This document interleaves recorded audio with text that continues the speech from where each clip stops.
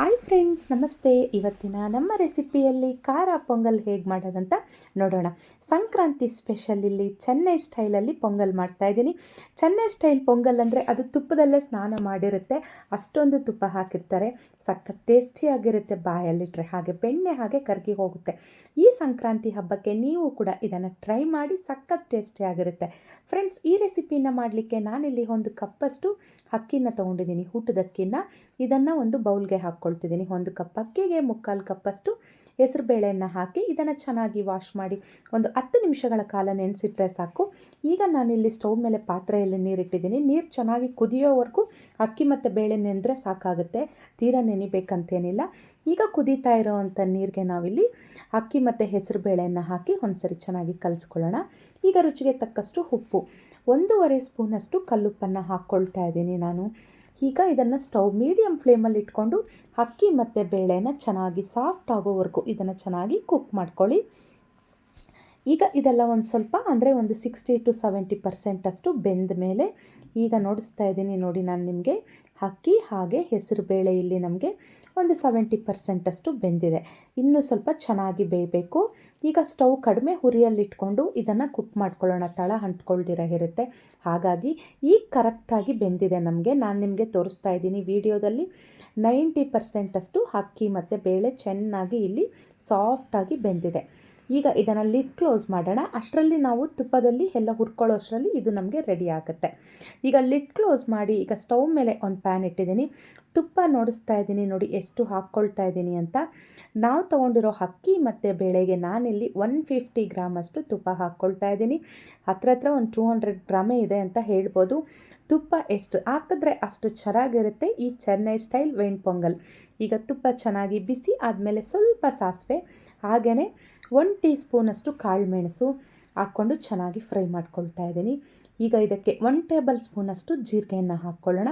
ಮೆಣಸು 1 tea spoon, ಜೀರಿಗೆ 1 table spoon, ಸಣ್ಣದಾಗಿ ಹಚ್ಚಿಟ್ಕೊಂಡಿರೋ ಅಂಥ ಶುಂಠಿ ಇದಕ್ಕೆ 1 ಟೇಬಲ್ ಸ್ಪೂನಷ್ಟು ಬೇಕಾಗುತ್ತೆ.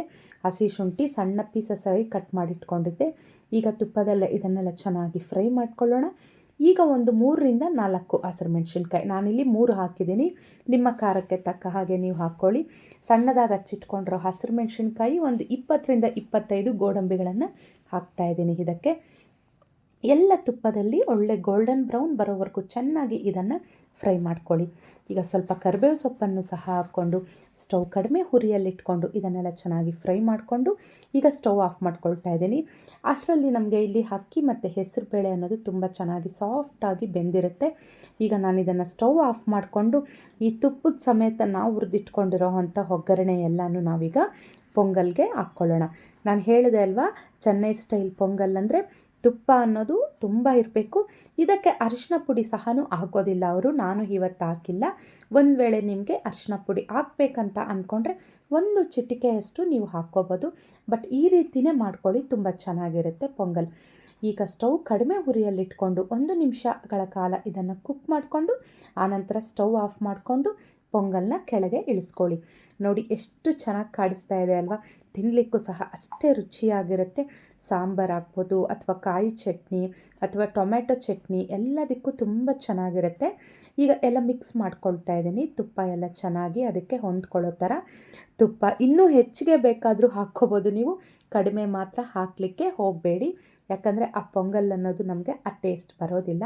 ಹಾಗಾಗಿ ಬಿಸಿ ಇದೆ, ನನಗಿಲ್ಲಿ ಪಾತ್ರೆ ಸಹ ಇಟ್ಕೊಳ್ಳಿಕ್ಕೆ ಆಗ್ತಾಯಿಲ್ಲ, ಅಷ್ಟು ಬಿಸಿ ಇದೆ. ಈಗ ಎಲ್ಲ ಚೆನ್ನಾಗಿ ಮಿಕ್ಸ್ ಮಾಡ್ಕೊಳ್ತಾ ಇದ್ದೀನಿ. ಅಷ್ಟೇ ಫ್ರೆಂಡ್ಸ್, ಸಿಂಪಲ್. ನೋಡಿದ್ರಲ್ವ, ಈ ಸಂಕ್ರಾಂತಿ ಹಬ್ಬಕ್ಕೆ ನೀವು ಸಹ ಇದನ್ನು ಟ್ರೈ ಮಾಡಿ ಖುಷಿಯಾಗಿ ಹಬ್ಬವನ್ನು ಆಚರಣೆ ಮಾಡಿ. ನೀವು ಅಂದ್ಕೊಂಡಿರೋದೆಲ್ಲ ನೆರವೇರಲಿ ಅಂತ ನಾನು ಮನಸ್ಫೂರ್ತಿಯಾಗಿ ಆ ದೇವರಲ್ಲಿ ಹರಿಸ್ಕೊಳ್ತೇನೆ. ನಿಮಗೆ ಈ ರೆಸಿಪಿ ಇಷ್ಟ ಆಯಿತು ಅಂತ ನಾನು ಅಂದ್ಕೊಳ್ತಾ ಇದ್ದೀನಿ. ಈ ರೆಸಿಪಿ ಇಷ್ಟ ಆಗಿದ್ದಲ್ಲಿ ನನ್ನ ಚಾನಲ್ಗೆ ಒಂದು ಲೈಕ್ ಮಾಡಿ, ಶೇರ್ ಮಾಡಿ, ಹಾಗೆ ಸಬ್ಸ್ಕ್ರೈಬ್ ಮಾಡಿ.